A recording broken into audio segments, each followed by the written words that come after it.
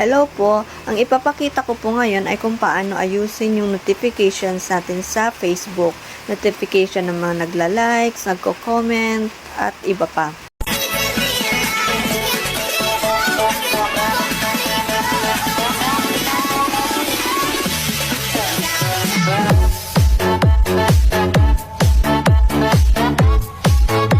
Sa Facebook account po natin, punta tayo dun sa 3 lines, tapos scroll up lang po natin, punta tayo dun sa settings and privacy. And then, punta po tayo sa settings. And then, punta po tayo dun sa notifications. So, ito po yung mga list ng mga ma-receive nating notification. So, pili lang po kayo dyan. So, paano i-turn on yung notification? So, pili lang po kayo dyan kung halimbawa yung comments, tapos enable po natin yan. Yan po. Tapos halimbawa yung tags, ganun din po, enable po natin.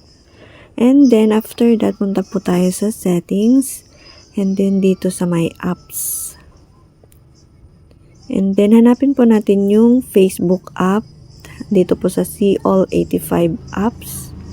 Kung wala po naka-display dyan. Ayan, scroll up lang po natin. Ayan yung Facebook. And then, pindutin natin yung notifications. Tapos, yan, turn on lang po natin yung all Facebook notifications. So, ganun lang po. Thank you for watching. Sana nakatulong and follow for more.